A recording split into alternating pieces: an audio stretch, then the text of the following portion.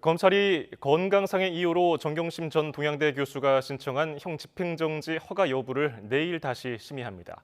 한 차례 불어되자 정 전 교수가 3주 만에 다시 신청한 겁니다. 일각에서는 이명박 전 대통령과의 형평성을 지적하는 시선도 있는데 이번 심의에서는 정 전 교수에 대한 판단이 달라질지 주목됩니다. 홍민기 기자입니다. 자녀 입시 비리 등 혐의로 복역하는 과정에서 허리 디스크와 하지 마비 등을 호소해온 정경심 전 동양대 교수. 지난 8월 신속한 수술이 필요해 수감 생활이 어렵다는 이유로 서울중앙지검에 첫 형 집행정지를 신청했습니다. 하지만 검찰은 의료진과 학계, 시민단체 등이 참여한 심의위원회 논의 결과 불구속이 필요할 정도는 아니라고 판단했다며 불허 결정을 내렸습니다. 그런데 이보다 앞선 지난 6월 검찰은 이명박 전 대통령에 대해선 건강을 현저히 해칠 수 있다며 집행정지 신청을 받아들였고 같은 이유로 석 달 더 연장하기도 했습니다. 야권에선 곧바로 형평성을 문제 삼는 목소리가 터져나왔습니다.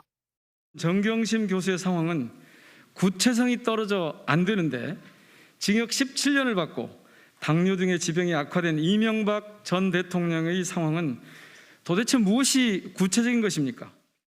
반면 여당은 과거 허리디스크로 형 집행정지가 불어댔던 박근혜 전 대통령 사례를 들며 민주당이 떼법과 목리를 부리고 있다고 맞받았습니다.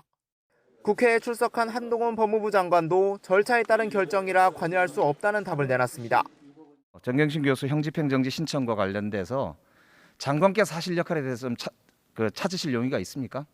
형 집행정지는 굉장히 여러 가지 이해가 충돌한 부분이어서 시스템에 따라 움직이고 있고 제가 구체적으로 관여할 부분은 없습니다만 말씀하신 상황을 좀 잘 파악해 보겠습니다.